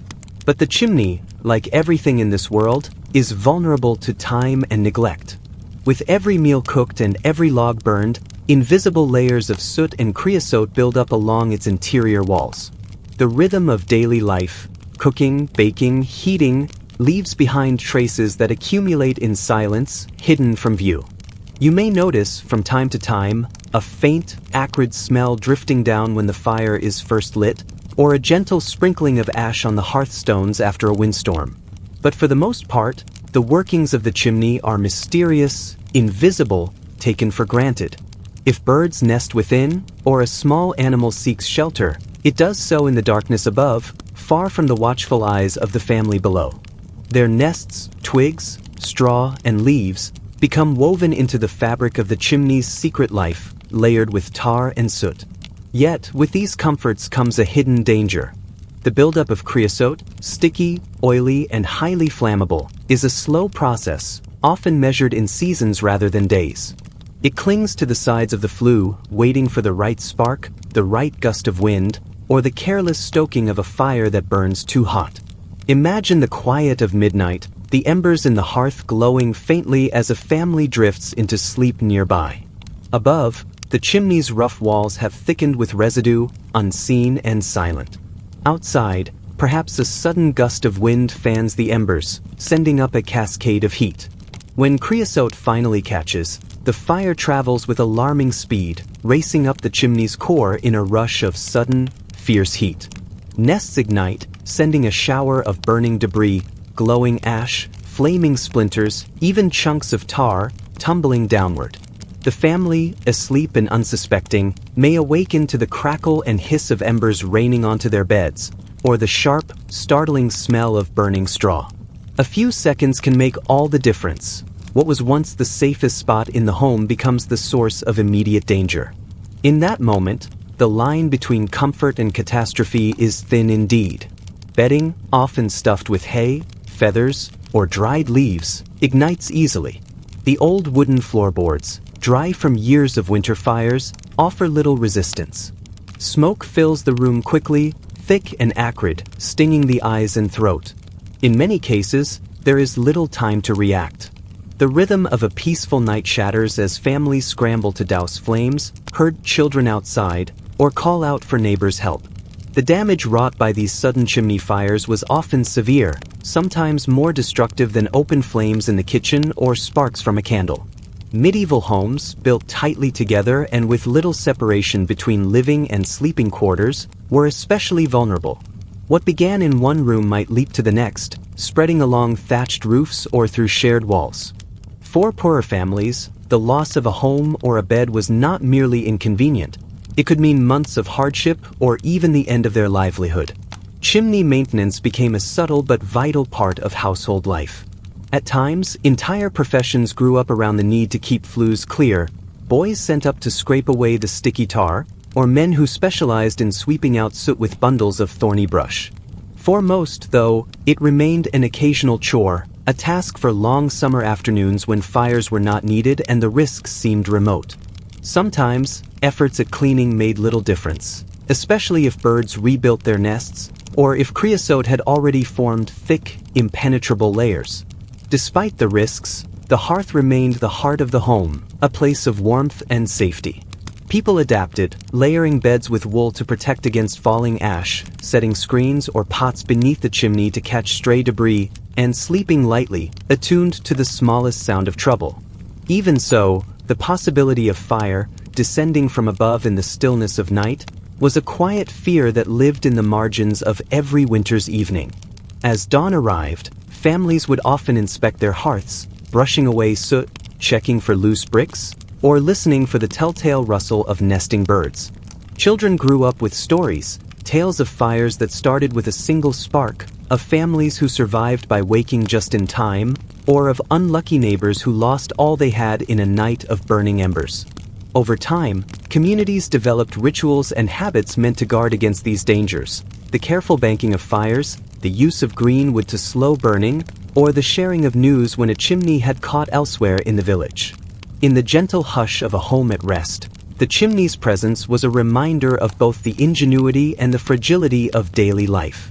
For every night passed in peace, there was the knowledge that comfort and danger might be separated only by a layer of brick, a wisp of smoke, or the silent, steady accumulation of tar far above the reach of any broom. And so, as families drifted off to sleep, wrapped in the warmth of shared beds and the soft glow of dying embers, they did so with a kind of quiet trust, in the strength of their chimney, in the caution of their habits, and in the hope that, just for tonight, nothing would rain down from above except the soft dust of ash, settling gently with the morning light. Chimneys that rained burning debris down upon sleeping families. Imagine yourself in a quiet medieval village, the night air cool against the stones outside. Inside, your home is wrapped in the gentle warmth of a fire that has been burning low for hours. The scent of smoldering wood mingles with the faint aroma of woolen blankets and bread baked earlier in the day. Shadows flicker across the walls, cast by a hearth that is the very heart of the household. a place for cooking, gathering, and, on cold nights, even sleeping close by for comfort. The chimney above you is little more than a rough shaft of stone or brick, perhaps patched with clay, winding upward to meet the sky. Its purpose is simple but essential: to carry smoke away, to draw warmth through the room, to guard the inhabitants from the worst of winter's bite. But the chimney, like everything in this world, is vulnerable to time and neglect. With every meal cooked and every log burned, invisible layers of soot and creosote build up along its interior walls. The rhythm of daily life, cooking, baking, heating, leaves behind traces that accumulate in silence, hidden from view. You may notice, from time to time, a faint, acrid smell drifting down when the fire is first lit, or a gentle sprinkling of ash on the hearthstones after a windstorm. But for the most part, the workings of the chimney are mysterious, invisible, taken for granted. If birds nest within, or a small animal seeks shelter, it does so in the darkness above, far from the watchful eyes of the family below. Their nests, twigs, straw, and leaves become woven into the fabric of the chimney's secret life, layered with tar and soot. Yet, with these comforts comes a hidden danger. The buildup of creosote, sticky, oily, and highly flammable, is a slow process, often measured in seasons rather than days. It clings to the sides of the flue, waiting for the right spark, the right gust of wind, or the careless stoking of a fire that burns too hot. Imagine the quiet of midnight, the embers in the hearth glowing faintly as a family drifts into sleep nearby. Above, the chimney's rough walls have thickened with residue, unseen and silent. Outside, perhaps a sudden gust of wind fans the embers, sending up a cascade of heat. When creosote finally catches, the fire travels with alarming speed, racing up the chimney's core in a rush of sudden, fierce heat. Nests ignite, sending a shower of burning debris, glowing ash, flaming splinters, even chunks of tar, tumbling downward. The family, asleep and unsuspecting, may awaken to the crackle and hiss of embers raining onto their beds, or the sharp, startling smell of burning straw. A few seconds can make all the difference. What was once the safest spot in the home becomes the source of immediate danger. In that moment, the line between comfort and catastrophe is thin indeed. Bedding, often stuffed with hay, feathers, or dried leaves, ignites easily. The old wooden floorboards, dry from years of winter fires, offer little resistance. Smoke fills the room quickly, thick and acrid, stinging the eyes and throat. In many cases, there is little time to react. The rhythm of a peaceful night shatters as families scramble to douse flames, herd children outside, or call out for neighbors' help. The damage wrought by these sudden chimney fires was often severe, sometimes more destructive than open flames in the kitchen or sparks from a candle. Medieval homes, built tightly together and with little separation between living and sleeping quarters, were especially vulnerable. What began in one room might leap to the next, spreading along thatched roofs or through shared walls. For poorer families, the loss of a home or a bed was not merely inconvenient. It could mean months of hardship or even the end of their livelihood. Chimney maintenance became a subtle but vital part of household life. At times, entire professions grew up around the need to keep flues clear, boys sent up to scrape away the sticky tar, or men who specialized in sweeping out soot with bundles of thorny brush. For most, though, it remained an occasional chore, a task for long summer afternoons when fires were not needed and the risks seemed remote. Sometimes, efforts at cleaning made little difference, especially if birds rebuilt their nests, or if creosote had already formed thick, impenetrable layers. Despite the risks, the hearth remained the heart of the home, a place of warmth and safety. People adapted, layering beds with wool to protect against falling ash, setting screens or pots beneath the chimney to catch stray debris, and sleeping lightly, attuned to the smallest sound of trouble. Even so, the possibility of fire, descending from above in the stillness of night, was a quiet fear that lived in the margins of every winter's evening. As dawn arrived, families would often inspect their hearths, brushing away soot, checking for loose bricks, or listening for the telltale rustle of nesting birds. Children grew up with stories, Tales of fires that started with a single spark, of families who survived by waking just in time, or of unlucky neighbors who lost all they had in a night of burning embers. Over time, communities developed rituals and habits meant to guard against these dangers: the careful banking of fires, the use of green wood to slow burning, or the sharing of news when a chimney had caught elsewhere in the village. In the gentle hush of a home at rest, the chimney's presence was a reminder of both the ingenuity and the fragility of daily life. For every night passed in peace, there was the knowledge that comfort and danger might be separated only by a layer of brick, a wisp of smoke, or the silent, steady accumulation of tar far above the reach of any broom. And so, as families drifted off to sleep, wrapped in the warmth of shared beds and the soft glow of dying embers, they did so with a kind of quiet trust in the strength of their chimney, in the caution of their habits, and in the hope that, just for tonight, nothing would rain down from above except the soft dust of ash, settling gently with the morning light. Ceilings coated in toxic lime wash that fell as poisonous dust. Imagine yourself in a quiet, stone-walled room lit only by the faintest trace of morning light filtering in. The air is cool, touched by the subtle sharpness of old minerals. High above, the ceiling glows softly with a chalky white finish, lime wash, painstakingly applied by hand. It is a sight so common as to be unremarkable, the kind of everyday backdrop that rarely invites a second thought. For centuries, such ceilings provided a sense of neatness and purity, the pale surface reflecting whatever daylight managed to find its way inside. Families trusted in their homes to protect them from the hazards of the world outside, never suspecting that something so simple and clean could, over time, conceal its own subtle dangers. Lime, white, caustic, and ancient, was a vital ingredient in the medieval and early modern builder's toolkit. Produced by burning limestone or chalk at great heat, lime became a powder that could be mixed with water to form a creamy wash or plaster.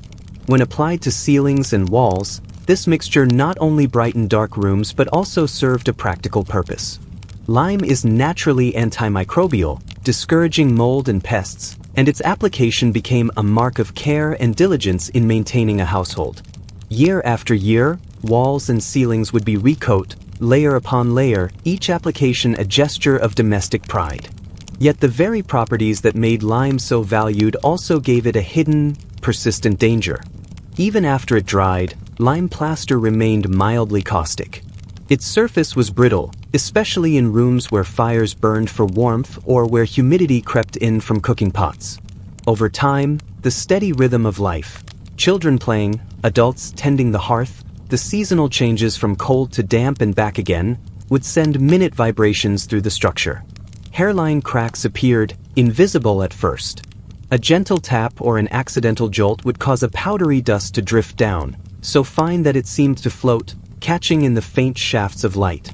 This dust, at first, went mostly unnoticed. It settled silently onto rough wooden tables, into bowls left out for cooling, onto blankets laid neatly over straw-stuffed mattresses. It coated the skin, leaving behind a persistent dryness or, for some, a faint itch. Most people believed it was simply a sign of old plaster, nothing to worry about, a minor inconvenience to be brushed away in the morning. Over time, however, the effects grew more insidious. Lime dust, when inhaled, irritated the tender linings of the nose and throat. It settled in the lungs, bringing on a quiet cough, sometimes a hoarseness that never seemed to fully fade. On the skin, it could cause subtle burns, redness, or even raw patches, especially in young children or the elderly. In the rhythm of ordinary life, these small discomforts rarely drew suspicion. After all, so much of daily hardship was accepted without question. Coughs were common, especially in the winter. A rash might be blamed on poor air or rough bedding. It was only when ailments lingered, when a child's skin refused to heal, or when a laborer's breathing grew labored, that families began to wonder. Remedies were sought, ointments made of fat and herbs, cloths soaked in cool well water, the hopeful prayers of anxious parents. Rarely did anyone think to look up, to consider the pale ceiling itself as a source of their troubles. Historical records are mostly silent on these quiet afflictions. Now and then, a household inventory notes the need for new plaster, or a diary records the persistent falling of white dust. Doctors, whose understanding of toxins was centuries away from modern science, offered little explanation. The house simply aged and people aged with it. In the towns, where ceilings were often lower and houses more crowded, the problem grew worse, especially in winter, when doors and windows were kept tightly shut to hold in warmth. The air became thick, the floating lime dust gathering in every corner, never fully at rest. There is a gentle irony in this story. The very effort to create a clean and healthy space, to ward off illness and decay, sometimes brought about a different kind of slow harm. Yet the tradition of lime washing persisted, passed down from parent to child, embedded in the cycle of repairs that marked the seasons. The scent of fresh lime, sharp, almost citrusy, signaled both renewal and the beginning of another quiet risk. Today, the remnants of these ceilings are still found in old houses, flakes of plaster clinging to beams and laths. Archaeologists and conservators, dusting off centuries of residue, sometimes find traces of the lives shaped beneath these surfaces, spoons worn smooth from constant cleaning, fabrics discolored by years of fine white powder, diaries with pressed flowers marked by the faint grit of lime. It is a reminder that, even in the search for safety and cleanliness, the people of the past lived in a delicate balance with their surroundings. As you imagine settling beneath one of these ceilings, perhaps wrapping yourself in a coarse blanket and listening to the muted sounds of a quiet house, there is a comfort in the routine. The world outside may be unpredictable, but here, the familiar rhythms persist. And yet, as always, a layer of uncertainty drifts gently down, so fine as to be almost invisible, but always present, shaping lives in ways both seen and unseen, remembered and forgotten. The creaking balconies that shattered under a single step. Imagine yourself in a narrow medieval street, the dawn barely filtering between rows of timbered houses. The world is still, touched by the faint coolness of last night's mist. Overhead, wooden balconies jut from the upper stories, their shadows striping the cobbled lane below. Here, morning begins quietly, the distant clatter of a cart, the sleepy call of a dove, the soft creak of boards settling as the village stirs awake. In these old towns, the balcony was a bridge between home and world, a place for drying laundry, watching the market, or simply breathing fresher air. Balconies gave people a way to greet neighbors or feel the changing seasons, to mark their presence in a world both public and private. They were built from heavy timbers, fixed with hand-wrought nails or pegs, joined to the house by skilled but sometimes hurried hands. To the eye, the wood seemed solid, weathered but strong, the grain traced with years of sun and rain. Yet beneath the painted railings and cheerful flower pots, another story was quietly unfolding. Wood, after all, is never truly immune to the passage of time. Year after year, rainwater seeped along the cracks, pooling in unseen hollows and feeding silent colonies of rot. Frost crept into the smallest gaps, expanding them season by season. Insects burrowed deep, unseen except for a fine dust or the hollow tap beneath a finger's knock.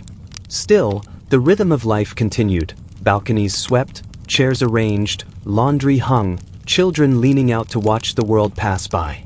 A creak, at first, is simply part of the music of old houses.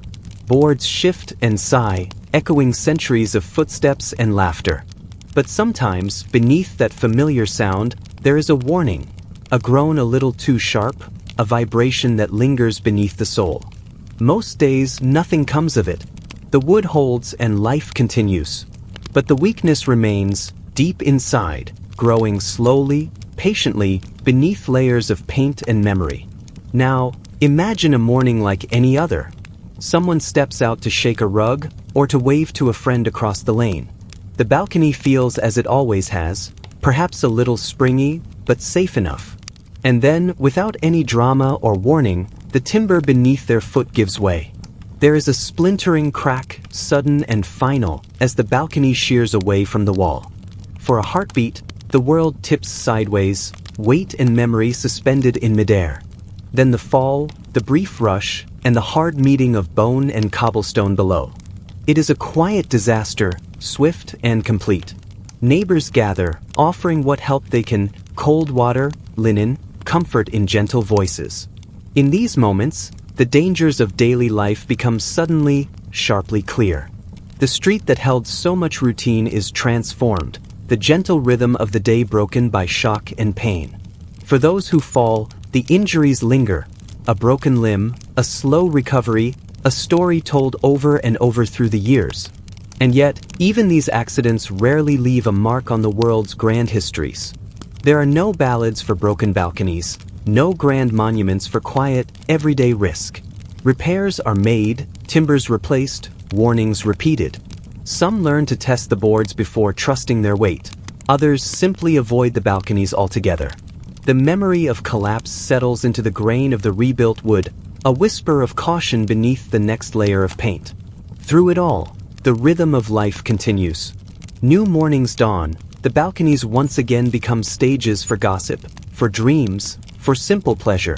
The risk is always there, a companion to the comfort these spaces offer.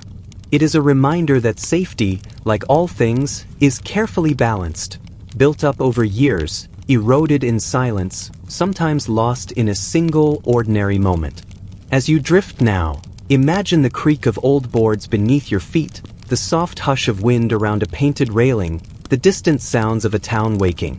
The wooden balcony remains, at once a refuge and a risk, shaped by sun, rain, and the long, slow patience of time.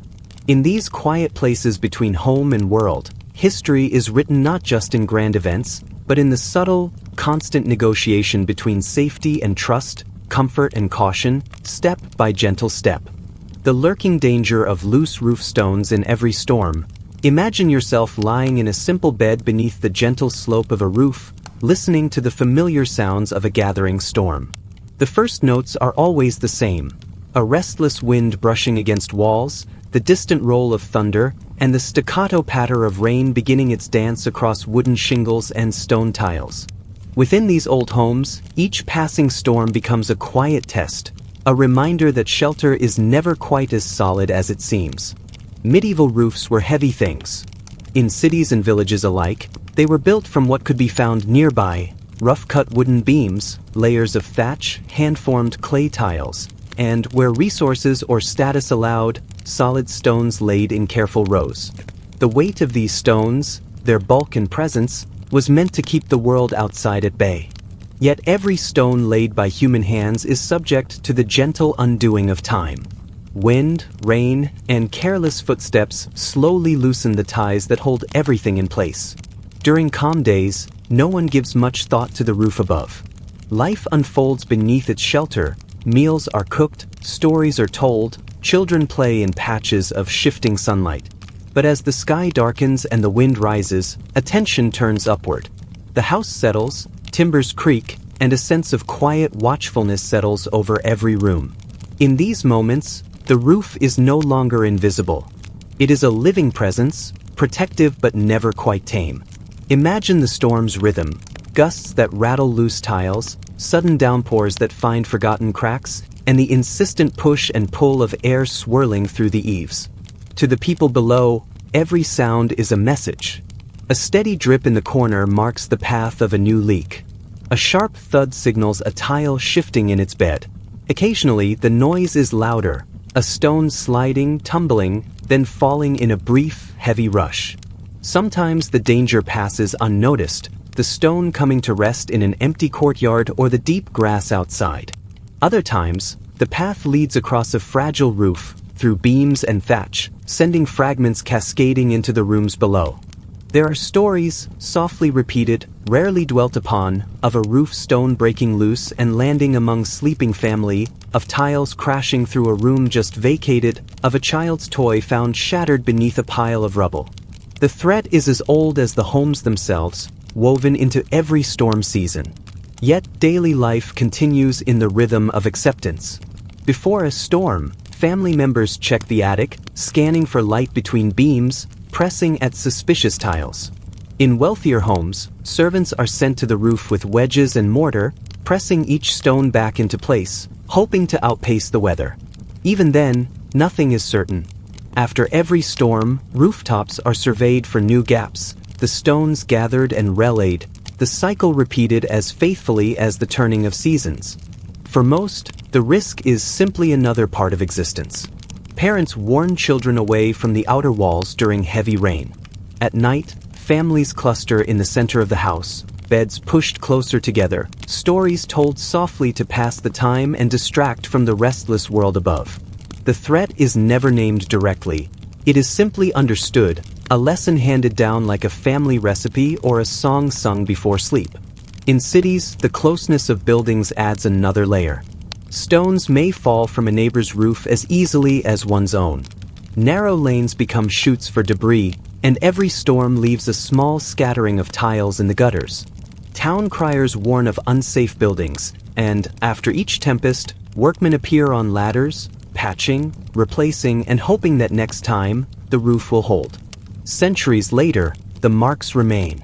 Archaeologists find cracked tiles among the remnants of hearths, fallen stones wedged into ancient floors, layers of patchwork repairs that tell of generations spent in quiet battle with the elements.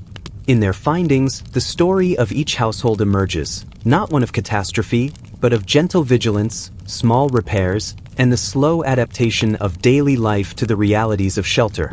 As you imagine yourself beneath that ancient roof, the lull of rain and distant thunder becomes a gentle comfort.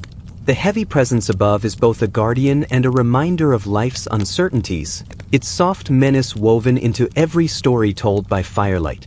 The cycle continues. Stones are set, storms arrive, and always, families adapt, finding warmth and rest beneath the weight of the world.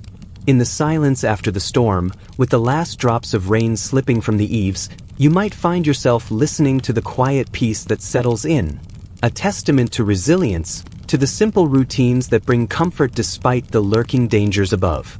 In this way, history persists not in the moments of fear, but in the gentle, enduring rhythm of life continuing, storm after storm, beneath the shifting, silent stones. The invisible threat of contaminated cloth brought indoors.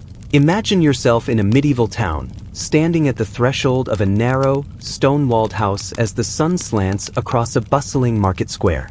Outside, the air is vibrant with the cries of merchants and the scent of fresh bread, dried herbs, and distant smoke. The world is alive with color and noise. Traders have come from distant ports, their carts heavy with goods unknown to most villagers, a sign of promise, luxury, and the slow turning of the seasons. One of the greatest treasures among their wares is cloth.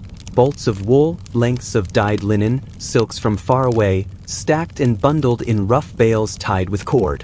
To bring such fabric indoors is an event. Imagine a family gathering in the dim light, their curiosity piqued by the arrival of new textiles. Perhaps the merchant's cart has just rumbled up the lane, and a father unrolls a bolt of soft wool across the kitchen table. The fabric is heavy with the scent of travel, a blend of lanolin, dust, and something unfamiliar woven into every fold. Children run their fingers across the threads. Mothers and daughters discuss what might be made: a cloak, a blanket, a wedding dress for next spring. But beneath the excitement, there is another story, quiet and almost entirely invisible. For every bolt of fabric, every sack of imported cloth, there is the possibility of a hidden threat, one that arrives silently, riding in the warmth and shadows of woven threads. These are the parasites, the tiny lice and their eggs, clinging to fibers, nestled in the seams where cloth is folded tight. No one can see them. There is no warning sign, no dark stain, no peculiar odor to betray their presence. Yet, in the stillness of the home, as the bale is opened and the cloth is shaken loose, the first travelers begin their search for a new host. Lice were a common nuisance, a fact of daily life in every household from the poorest peasant cottage to the grandest merchant's hall. People scratched in their sleep, combed their hair with careful, carved combs, and boiled garments in cauldrons of hot water whenever they could. But the danger of new infestations was always greatest when fabric arrived from elsewhere, bundles carried from market stalls, gifts from distant kin, or goods purchased from traveling traders whose own journeys crossed countless towns and villages. It was not only discomfort that these creatures brought. Some carried with them a far more deadly companion, disease, tucked away in their tiny bodies, waiting for the right moment to spread. The plague, whose true nature was only dimly understood, traveled not just on the backs of rats or in the bites of fleas, but also in the woven parcels that seemed so harmless. In some years, a single shipment could seed a household with illness. In others, an entire town might fall silent, tracing the beginnings of its trouble to a single delivery, a single unrolled length of cloth. Inside the home, the danger unfolded slowly. Imagine yourself watching as a fresh bale is opened beside the hearth. The cloth is spread out to be inspected, measured, or aired. The movement stirs tiny insects from their slumber. They drop onto skin, burrow into blankets, nestle in beds where children sleep. At first, there might be nothing but an itch, a rash, a sense of unease. Soon, though, sickness may follow. A fever that will not break, a cough that spreads from one family member to the next. The link between fabric and illness is invisible, understood only in hindsight, whispered about in the market or recorded in the careful script of a parish clerk. There are efforts to defend against this invisible threat. Some families leave new fabric outside for days, hoping the chill or the sun will drive out pests. Others beat the cloth with sticks or hold it over smoky fires, letting the fumes drift through every layer. Wealthier households might boil water and scrub linens, or store precious cloth in cedar chests, believing the wood's aroma can repel unwelcome guests. Yet, for all these precautions, the rhythm of trade ensures that danger never fully disappears. Each new shipment is a gamble, each bolt a possible invitation to hardship. In time, communities learn to live with uncertainty. The arrival of cloth is greeted with both excitement and caution, a mixture of hope and quiet vigilance. Old stories circulate, of outbreaks that began with a merchant's delivery, of whole families lost to a sickness that crept in on the softest wool, or of lucky escapes when parasites were spotted just in time. Mothers teach their daughters to inspect every fold, to listen for rumors of illness at the market, to trust their instincts when something feels amiss. Even so, the fabric of daily life is never wholly safe. The invisible threat lingers in the corners of the mind, woven into every act of cleaning, every careful washing, every hopeful purchase. In this way, history is shaped not only by great events but by the smallest dangers, those carried in on the backs of traders and hidden in the seams of the things we cherish most. The rhythm of their lives continues, comfort and danger closely entwined, as the world outside moves on, and the sun sets once more beyond the busy, hopeful marketplace. The invisible threat of contaminated cloth brought indoors. Imagine yourself in a medieval town, standing at the threshold of a narrow, stone-walled house as the sun slants across a bustling market square. Outside, the air is vibrant with the cries of merchants and the scent of fresh bread, dried herbs, and distant smoke. The world is alive with color and noise. Traders have come from distant ports, their carts heavy with goods unknown to most villagers, a sign of promise, luxury, and the slow turning of the seasons. One of the greatest treasures among their wares is cloth. Bolts of wool, lengths of dyed linen, silks from far away, stacked and bundled in rough bales tied with cord. To bring such fabric indoors is an event. Imagine a family gathering in the dim light, their curiosity piqued by the arrival of new textiles. Perhaps the merchant's cart has just rumbled up the lane, and a father unrolls a bolt of soft wool across the kitchen table.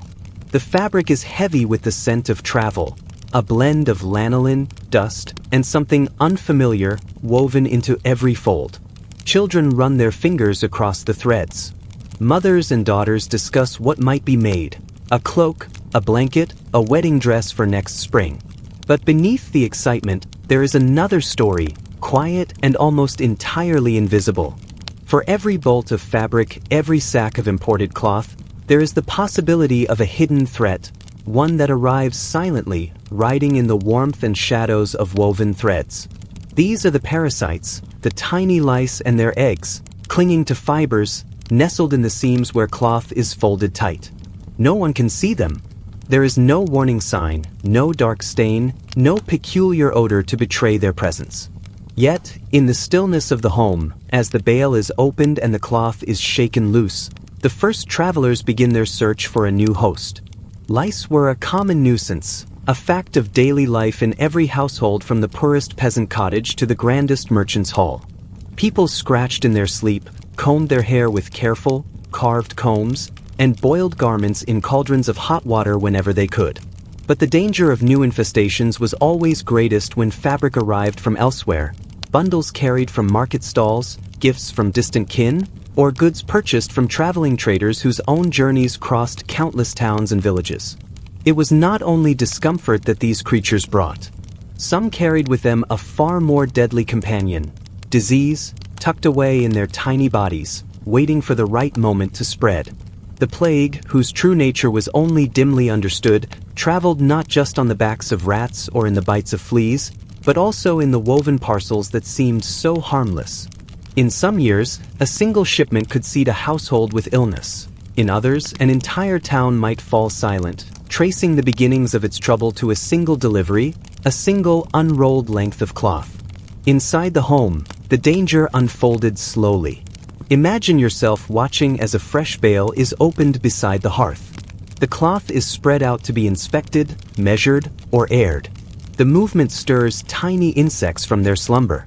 They drop onto skin, burrow into blankets, nestling in beds where children sleep. At first, there might be nothing but an itch, a rash, a sense of unease. Soon, though, sickness may follow. A fever that will not break, a cough that spreads from one family member to the next. The link between fabric and illness is invisible, understood only in hindsight, whispered about in the market or recorded in the careful script of a parish clerk. There are efforts to defend against this invisible threat. Some families leave new fabric outside for days, hoping the chill or the sun will drive out pests. Others beat the cloth with sticks or hold it over smoky fires, letting the fumes drift through every layer.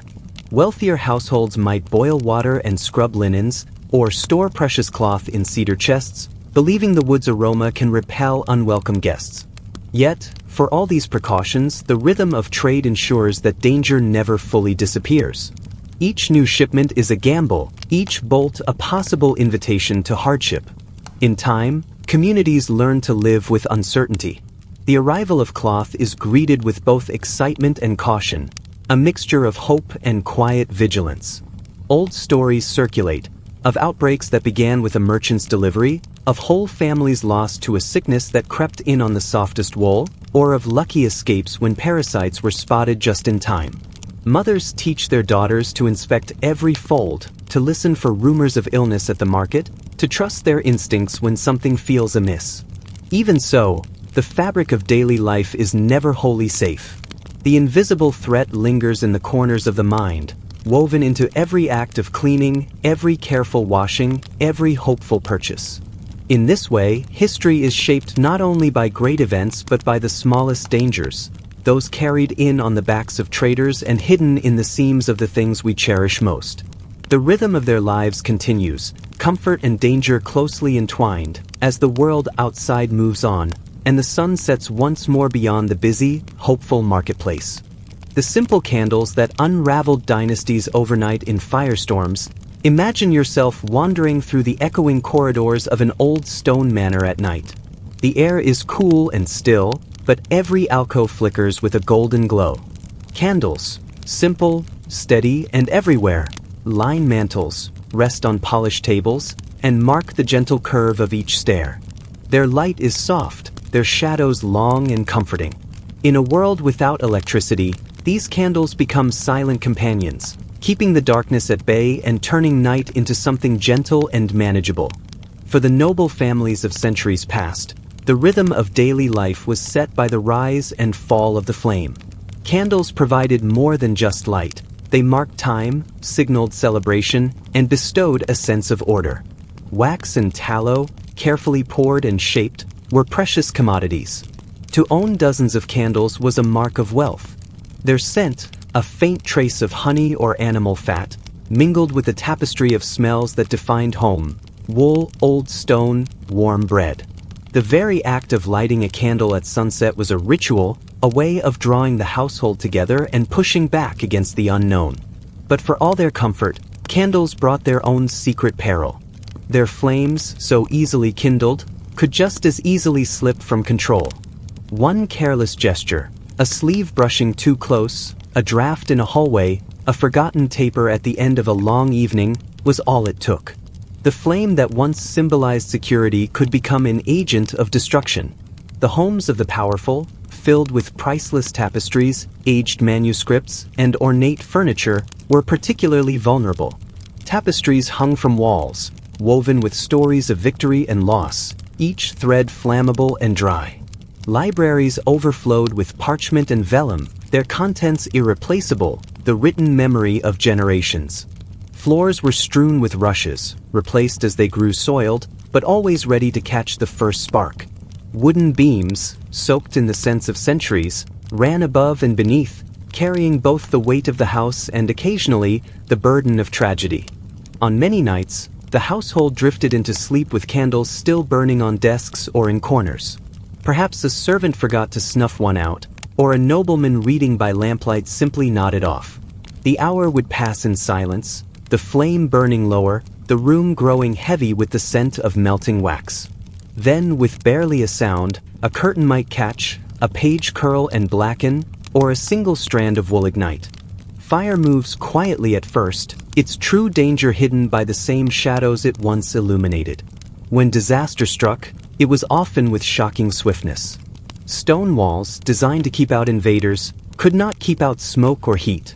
Flames leapt from room to room, following the draft beneath doors, licking at the ceilings and the rafters above. The sounds, soft at first, became a rush of crackling and a distant roar. By the time cries of alarm pierced the night, the fire might already be beyond control.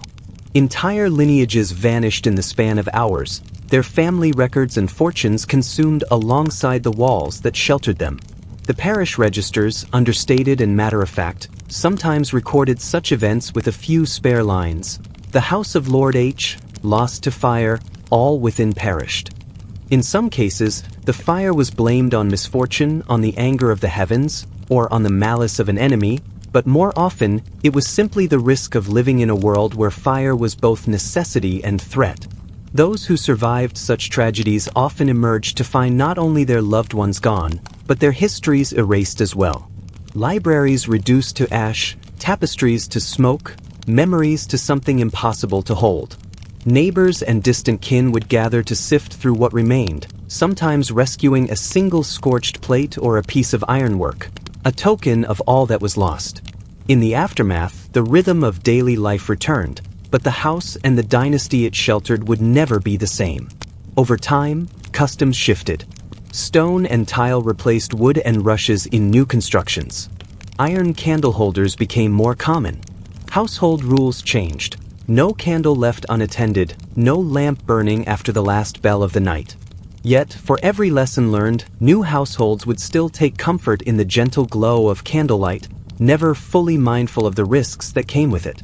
Even today, when you visit the remains of old manors or see the faded outlines of family crests above long cold hearths, you can imagine the rooms once alive with firelight, stories whispered, secrets shared, shadows moving along the walls. The candle's glow remains a symbol of home and hope, even as its history quietly reminds us how something so gentle could, in a single night, unravel the thread of an entire dynasty. As you settle into the quiet, let your mind wander through those ancient halls, the hush of the past all around you. In every flicker of light and drift of shadow, there lingers both comfort and the ever-present, gentle uncertainty that once shaped every night.